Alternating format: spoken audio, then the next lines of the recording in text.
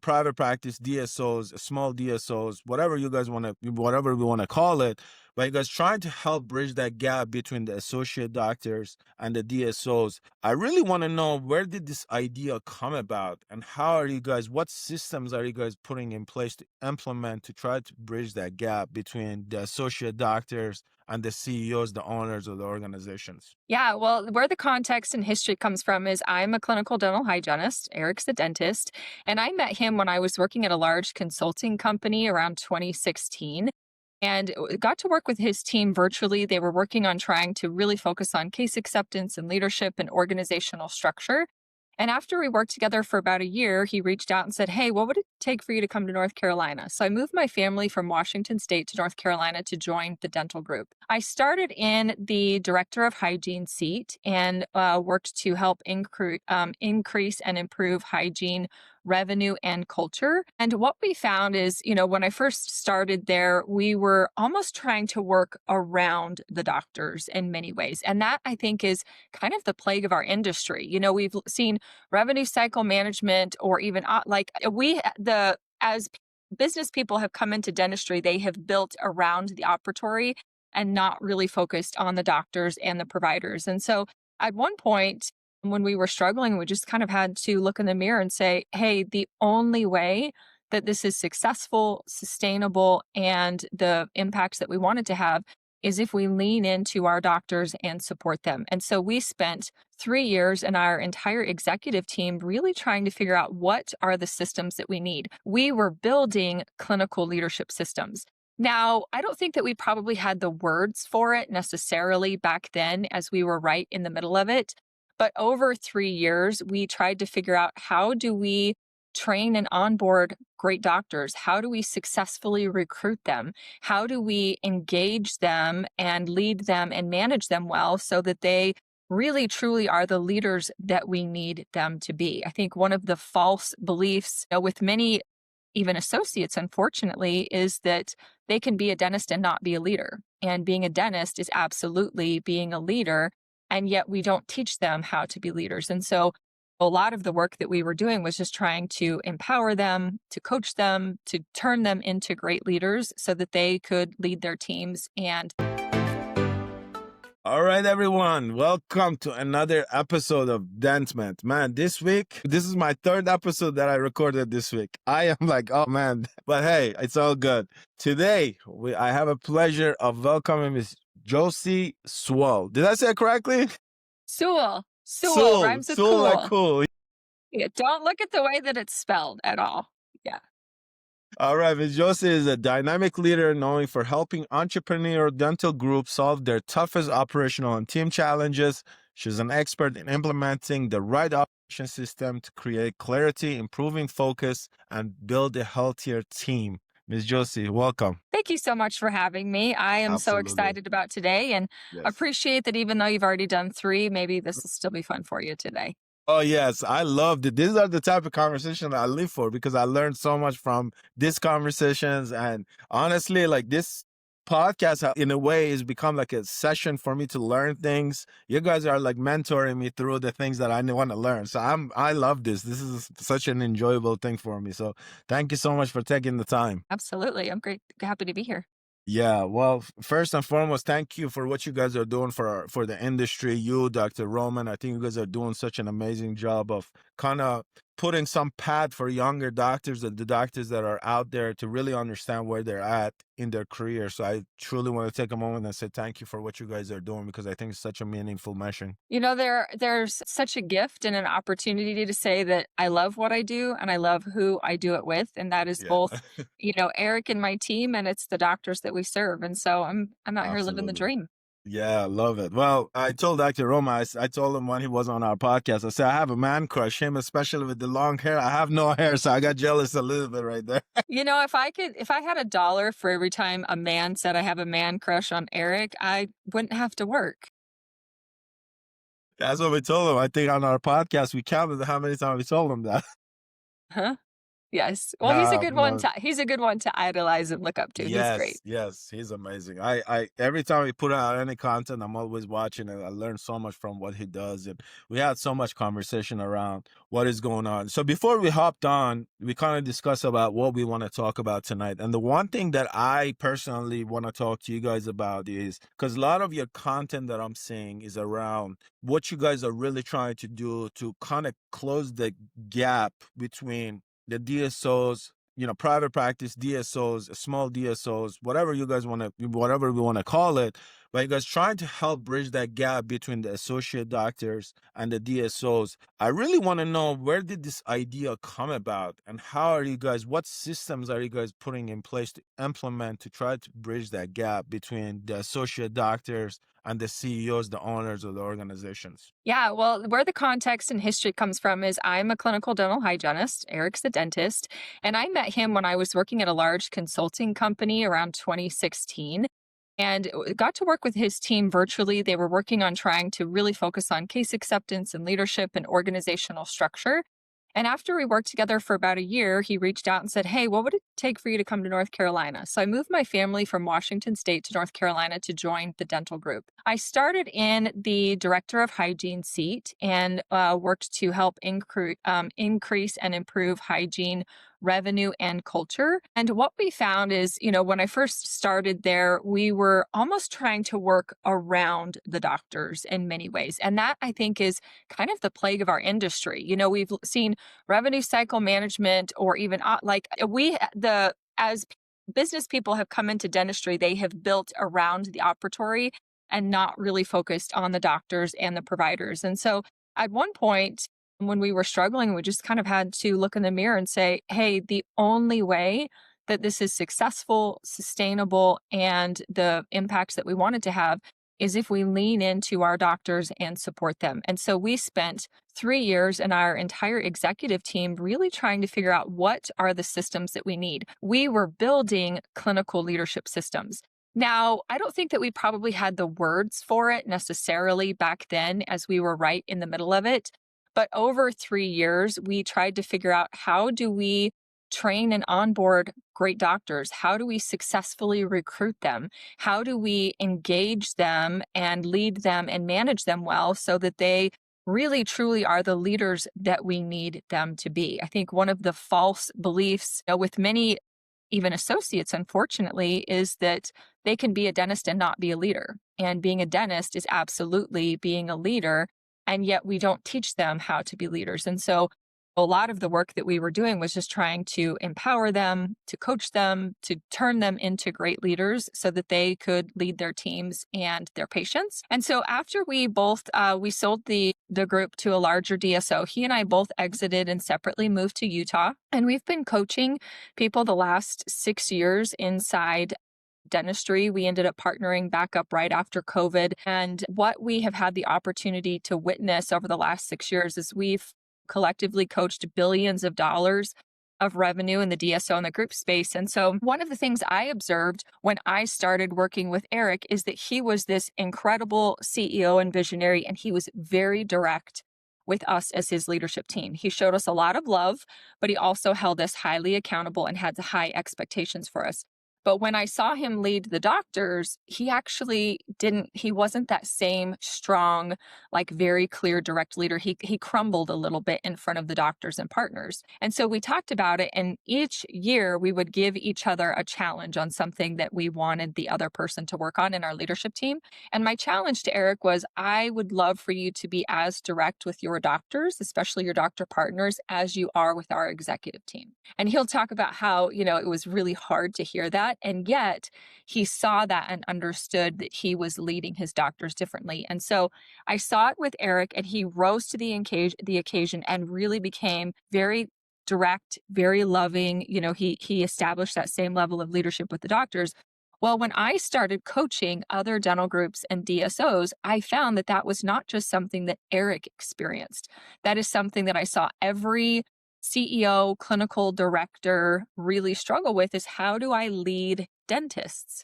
How do I take care of them? How do I set expectations? Is it okay for me to set expectations? Is that, do they receive that? Do they want that?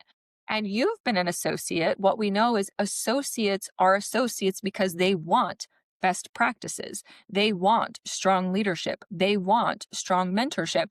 And everybody promises that in their recruiting. But I've met very, very few companies that actually can deliver on what they promised on in recruiting. And so Eric and I have been through a lot the last, 5 or 6 years, and we found ourselves a little over a year ago, really just kind of sitting back and saying, okay, who do we want to be in this industry? How do we want to show up? And what problem do we feel like we are uniquely capable of solving? And we recognize that it really is clinical leadership. We have battle tested systems that we built in the trenches. We've then taken those in bits and pieces to people that we've coached over the last, 5 or 6 years. And what we decided was to package that up and really kind of like put our flag in the sand to say we want to be the experts and the authority on what it means to install clinical leadership systems in groups and DSOs, because as we serve the dentists and help support them, we know that this is what the industry needs. No, I love that. I think it's such a like like mentioned. I worked for three separate DSOs in the past 3 years, and the one thing that I saw when I was there is exactly just that. Because the frustrating part is that you graduate dental school, you come out, and they throw all these things at you, and you're like, you get there, and then like nothing is happening, and you're like, what am I doing? You get to a point where you're like, I don't know what's going on. Nobody's talking to me. They put all these director of operations in place that have no idea what dentistry is about. And then they're trying to Yes. tell you what to do when they have no idea what dentistry is. Mhm. And at some point, me personally, the last company that I was with, I was told the director, I was like, you're talking to me like you guys are running an ice cream shop. I'm like, this is not an ice cream shop. This is a dental office. It's a healthcare like facility. But that's the problem that we're seeing in our industry, is that there's a lot of people that have no idea what dentistry is about. Or even, one of the managers were like a manager at a clothing store. But like, how do you go from a manager of a clothing store to be a manager of a dental office? Because it's such a different skill set. The skill set is different. The understanding of it is different. So I absolutely believe that's the problem. Is just like the DSO models, they try to fill a position rather than finding people that actually qualify for this position. And I think as an associate, that's what we have a problem with, is just like we don't really understand how they put people in place that don't even understand our business. We graduate, we don't understand the business side of it, but at least we went through the process of understanding what dentistry needs to be about. And then when you get into these offices and they're trying to kind of tell you how to do dentistry, you're like, I'm not really understanding what you're saying, because what you're saying and what are we trying to do? It's like we have to trust our training. We can't just do random stuff.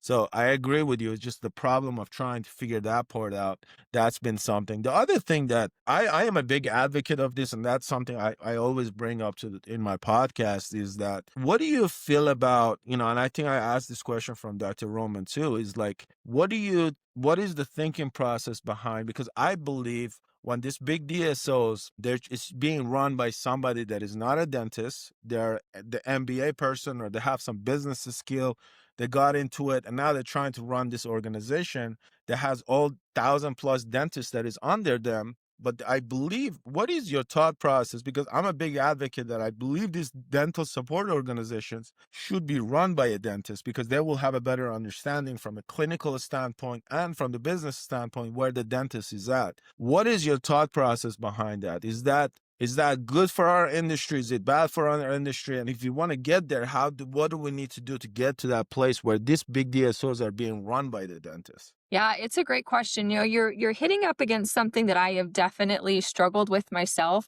and that is when we have non-dental business people who see the revenue and the margins inside dentistry, and were flooded the industry and started duct taping some things together, and then having these big exits. And I think, when we treat dentistry like we do any other industry or vertical, like veterinary or chiropractic or things like that, we're missing some of the most important things. And that's probably one of my biggest pet peeves is dentistry is unique and it is nuanced and it is different.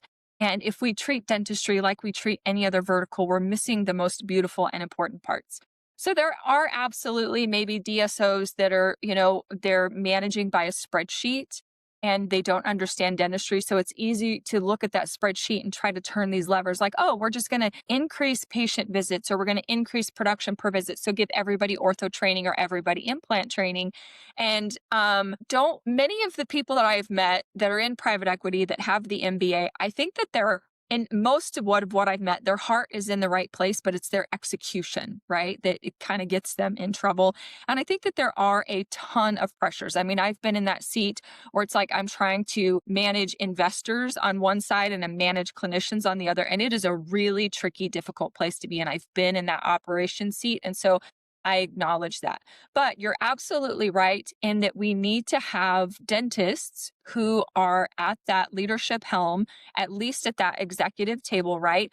And what we see is what I have found is that many people who even say, "Oh, I'm a clinical leader" or "I'm a dental director," even those who maybe are highly decorated, sometimes they don't even quite have the systems, right? And the bigger that it gets, the more detached that they seem to get from the clinician. And so then they start relying on maybe a regional manager. And there isn't great training out there for people in operations to say, how do I work with a dentist? How Mm. do I, as a non dentist, work with a dentist? And how do I best use my clinical director or chief clinical officer to help them? And so what is the balance of that?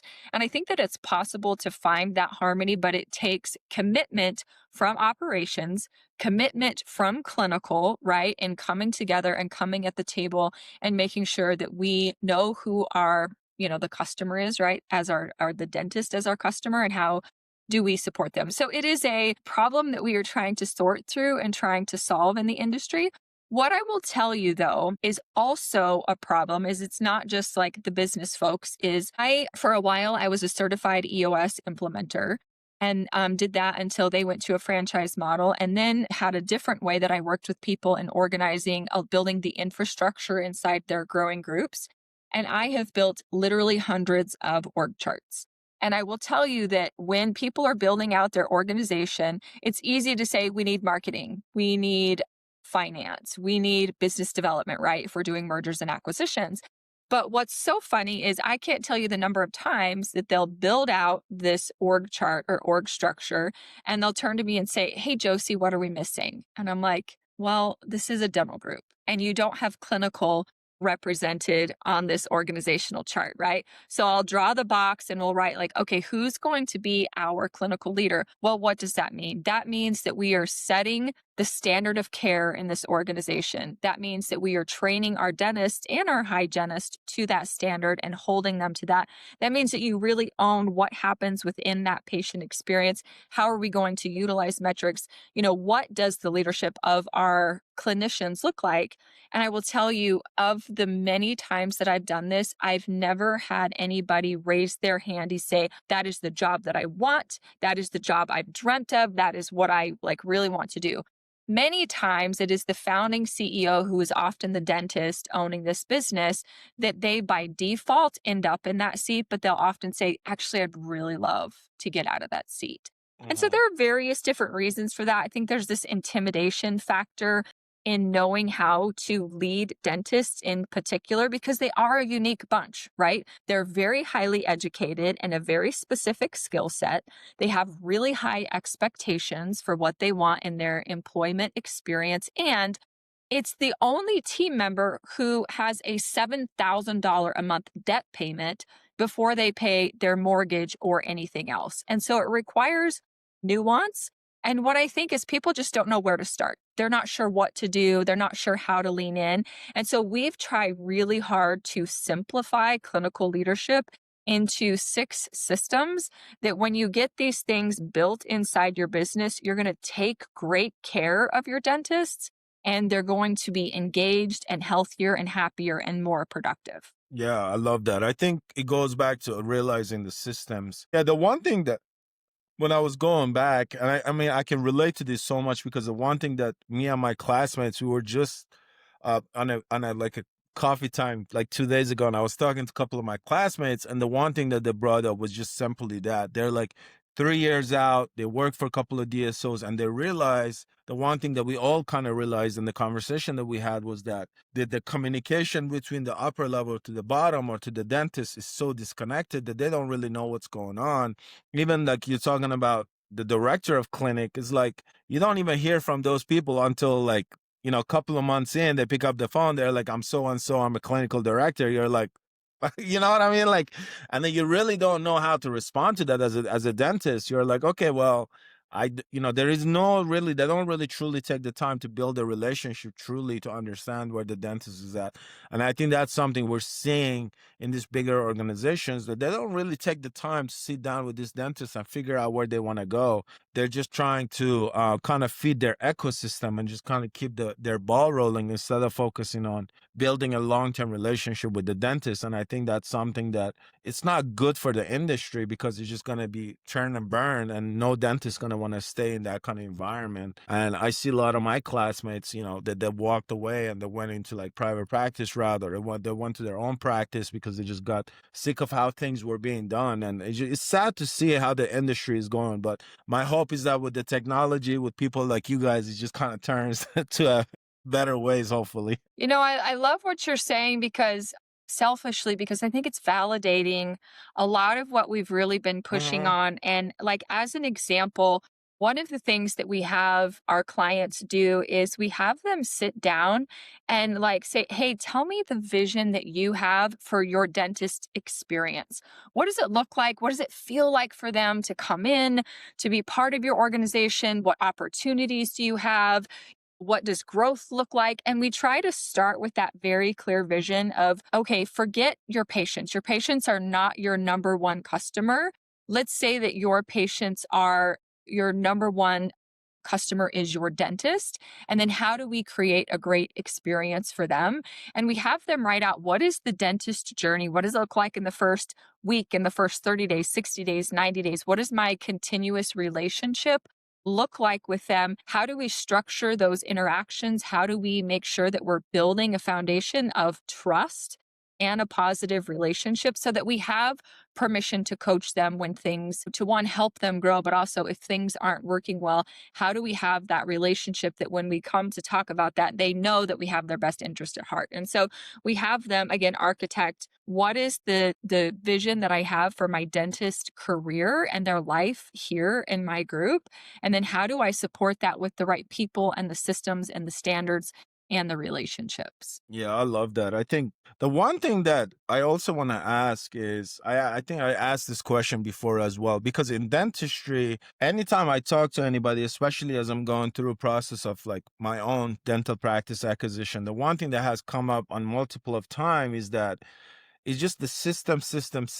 So I know you've been in the operational chair and you exit Mhm. out. So what is truly like when we talk about system in dentistry, what is that system look like? What is the true definition of that system? And how is the systems are important for the success of a practice in the long term? Yeah, I love this question. So I've gotten really nerdy into like some of the what is systems thinking, right? And all that kind of stuff. To me, a system is the people, the process, and the technology working together for a specific outcome.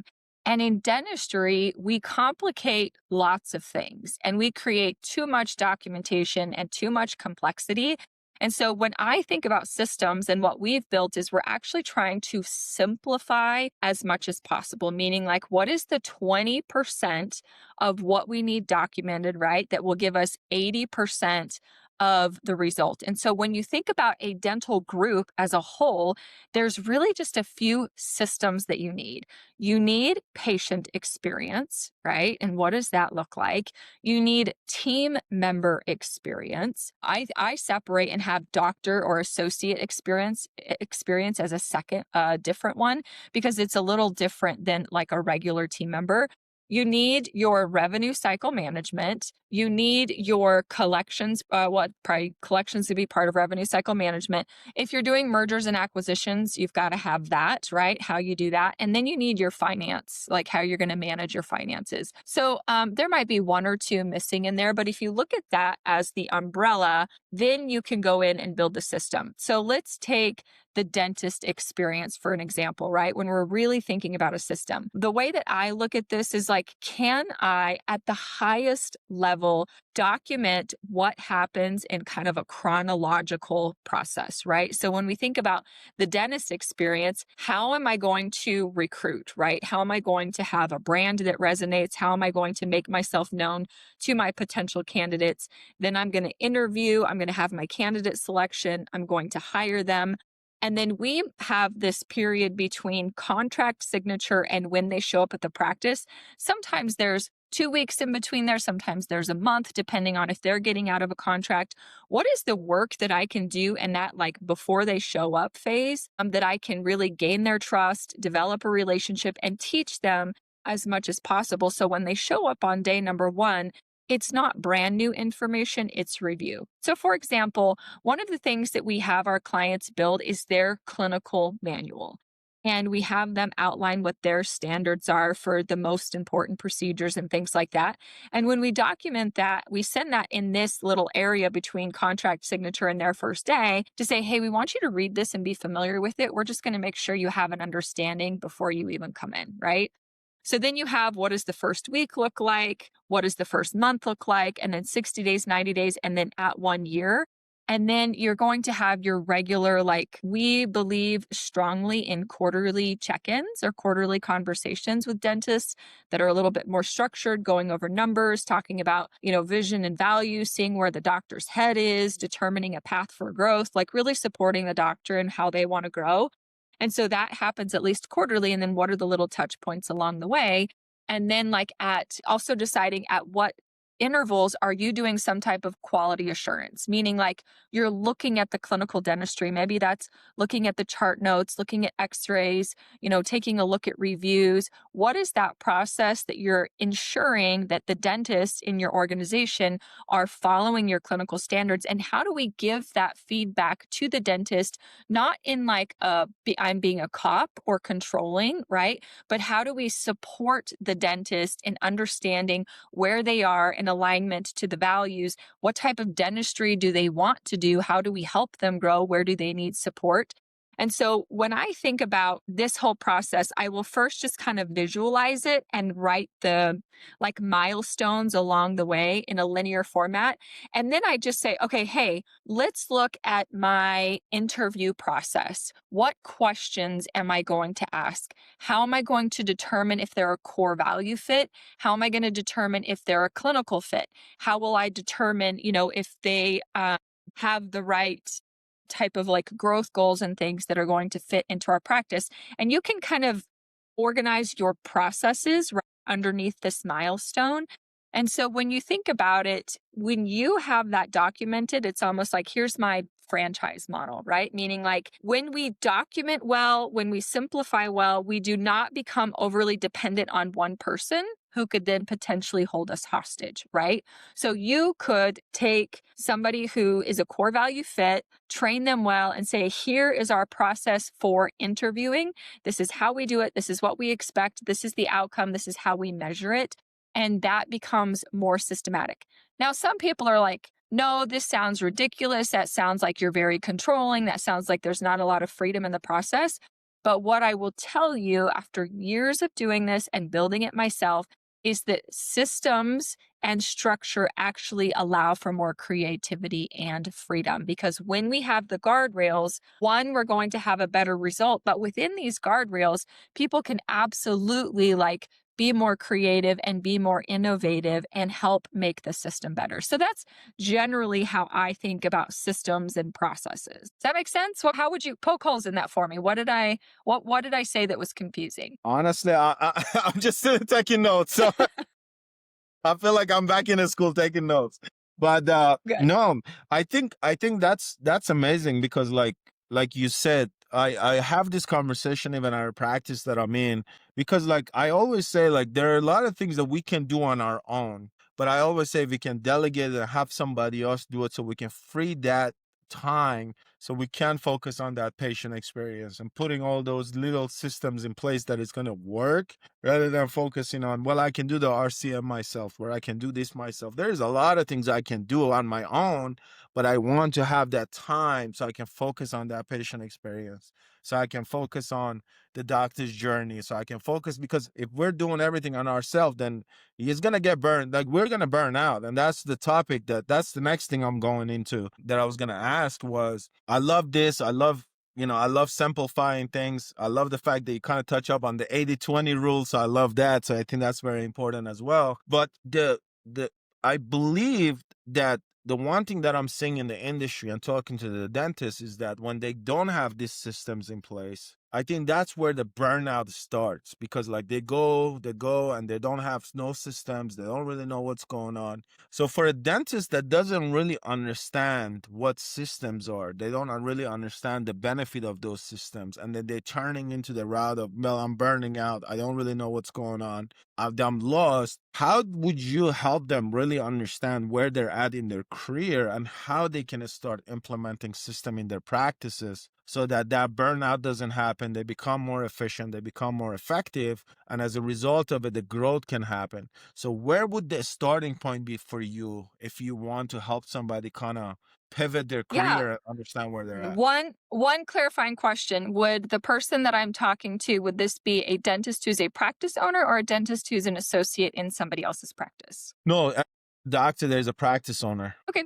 So if it was a doctor that it was a practice owner, what I would say is there are things like decision fatigue wears this out. So I want to make 2 points about burnout. First, I want to talk about the systems, and then I want to talk about one thing that I think might actually be contributing to burnout that's a little bit separate. And so when you think about what are those things that have to happen every day, right? If we are having to make decisions about things that happen all the time, we absolutely are going to have decision fatigue, and we're going to feel like we are constantly putting out fires. And so one very quick way to start is to just ask yourself, what is the thing that I'm always putting the fire out that's kind of driving me crazy, right? And if that is my office manager can't make a decision on when she approves time off or when she will actually write something off versus sending it to collections, it can start with just saying, like, what is the outcome that I want from this, right? What do I want it to look like? And then what are the simple things that if I just document it, that it's like, hey,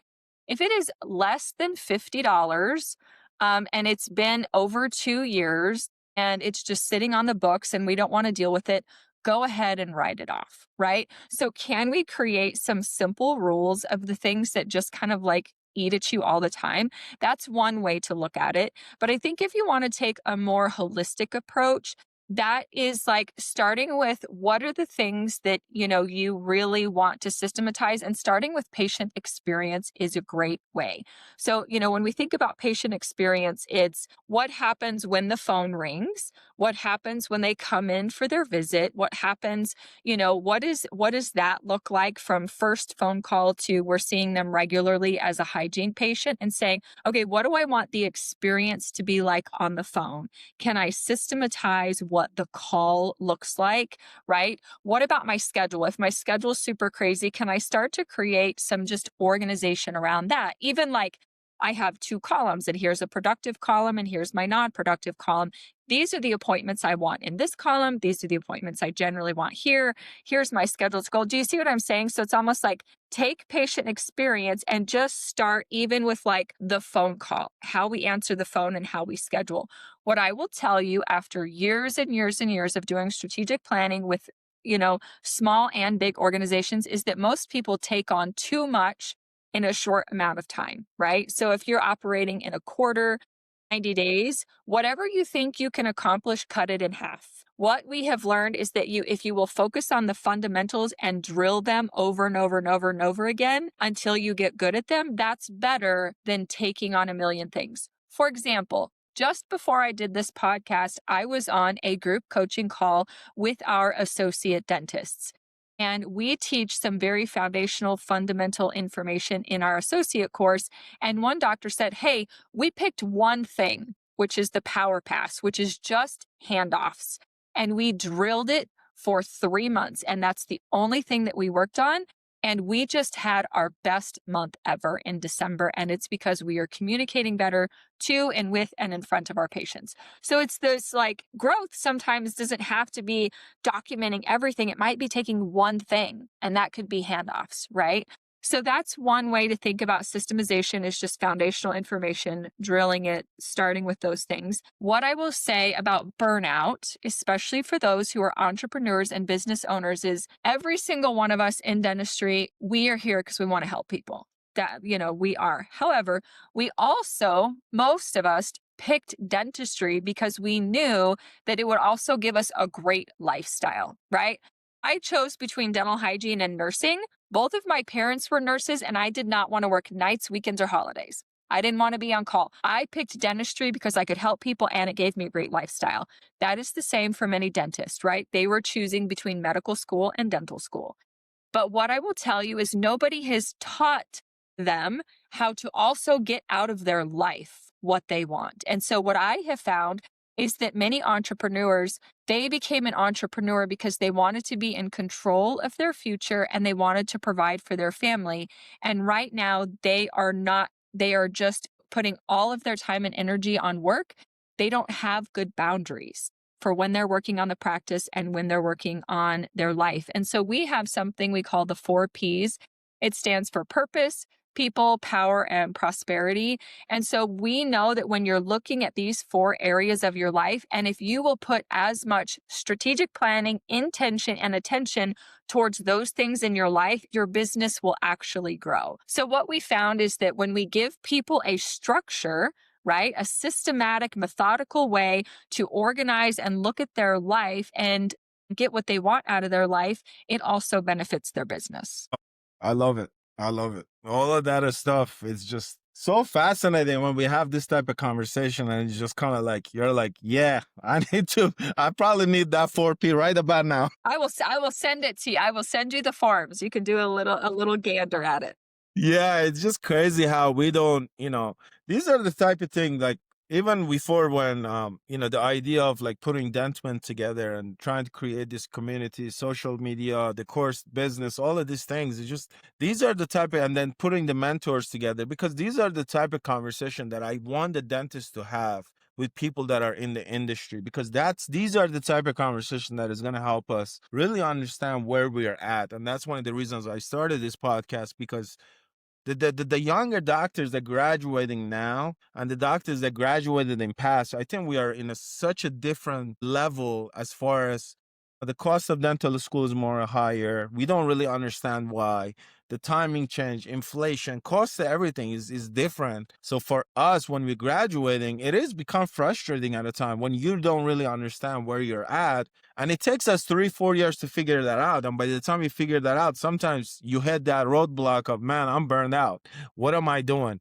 And that's difficult because we don't have this type of conversation. Dental school doesn't have this type of conversation with us. So I think it's so important that, we have this type of conversation and really allow the dentists and the doctors that are graduating or are out practicing really understand their purpose because that's very important.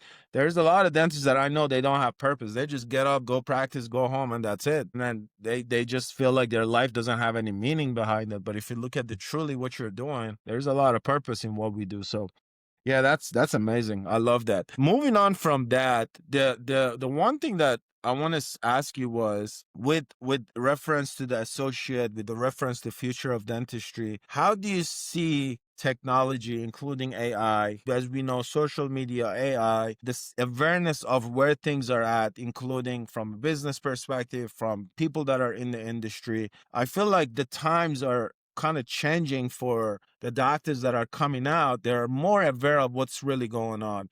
So the one thing I want to ask you is how do you see the technology, the social media help kind of shape the future of these dentists that are coming out from dental school? Do you believe that they're going to become more educated about the industry, and how is that going to help them to become more of an entrepreneur rather than going the DSO routes? Yeah, I believe that dental groups and DSOs are still a critical portion of our future. And I don't think that there's ever a future where we have one or the other. I believe that there's a great balance of both. What I know about young doctors is that they actually don't want to practice alone. They don't want to practice alone. They like working with other doctors. They like knowing that there's somebody there that they can talk to about a case, or somebody who really understands them. I know every dentist that I know also still has a text message thread from their dental school buddies, whether they were in school 2 years ago, 10 years ago, or 20 years ago. Dentists need other dentists, right? And even as a hygienist, like, yes, I can talk about seeing patients and whatever, but I don't have that experience of going to dental school. And so what I would say is dentists need dentists. And so what I hope is that it's not the like crash of the DSO, because the DSO does provide a ton of opportunity.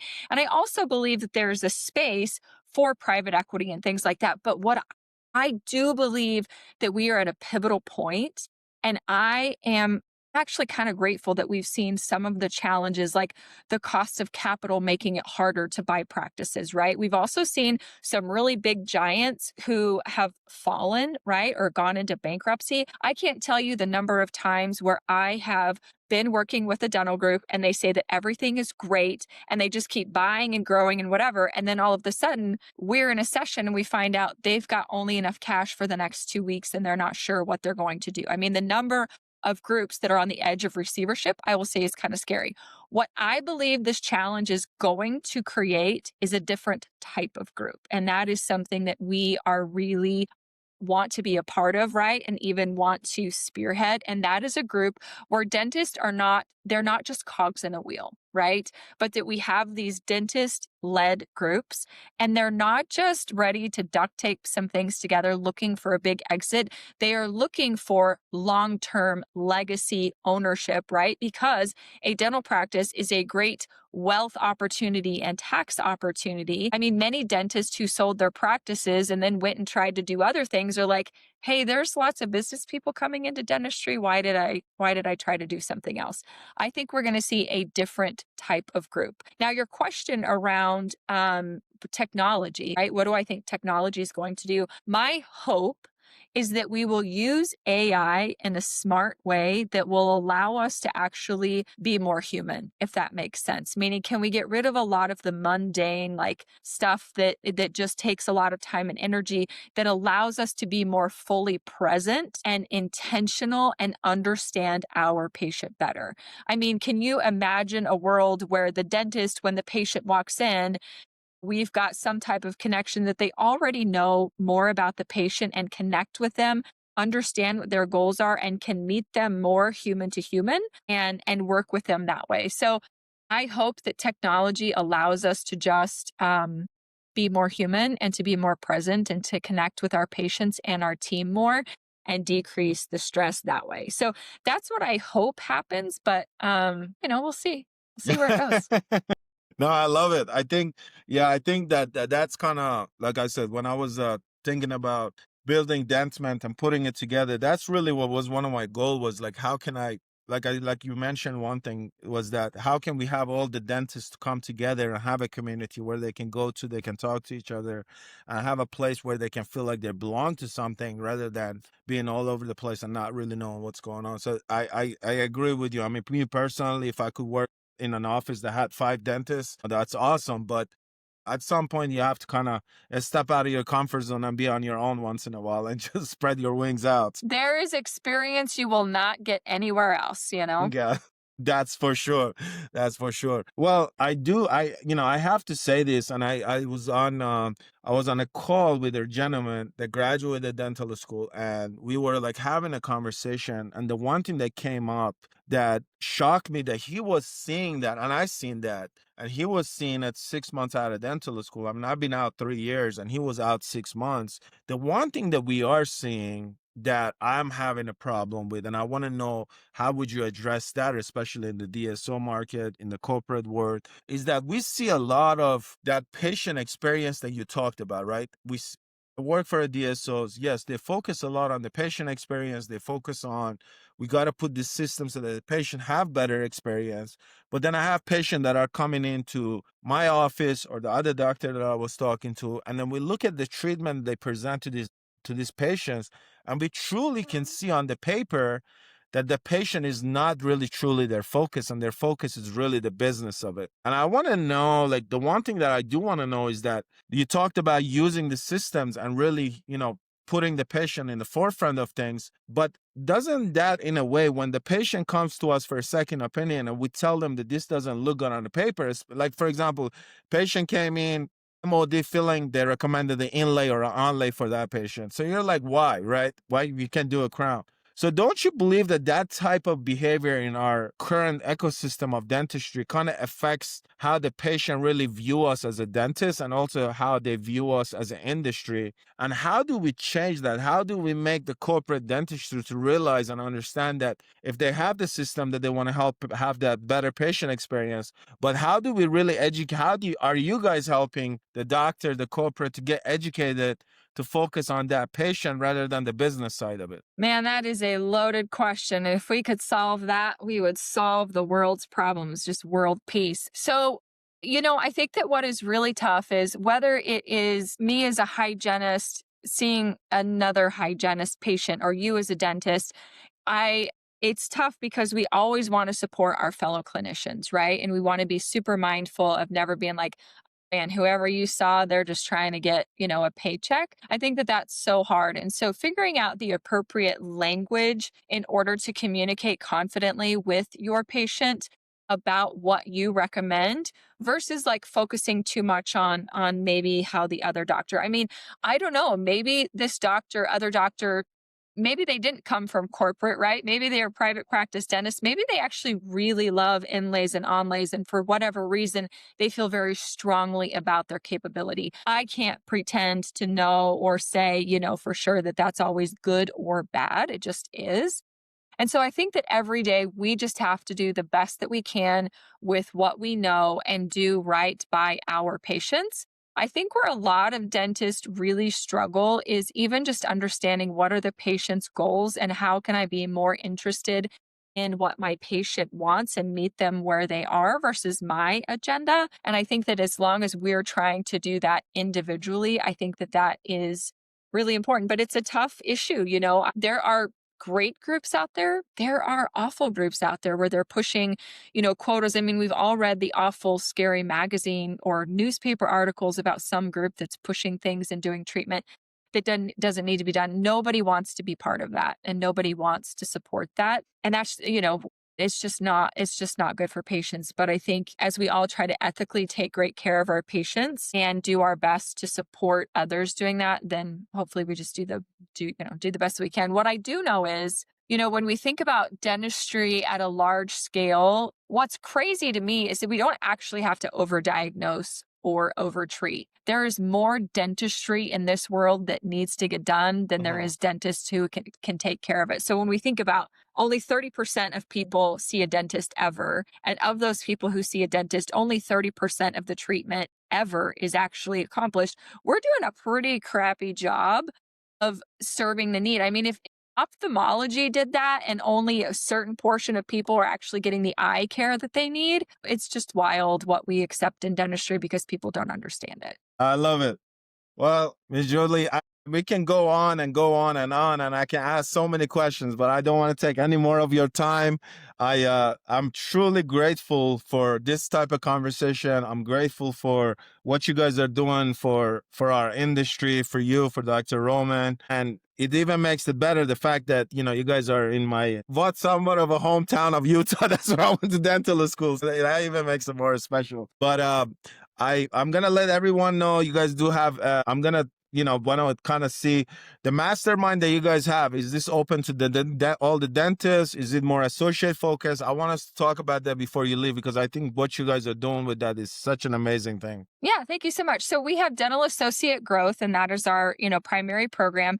Within Dental Associate Growth, we have the Dentist Growth Playbook, which is our associate facing program. And then we have the clinical leadership program where you're learning how to build the systems. And so that is, the one program. And then we also have this mastermind called the Collective.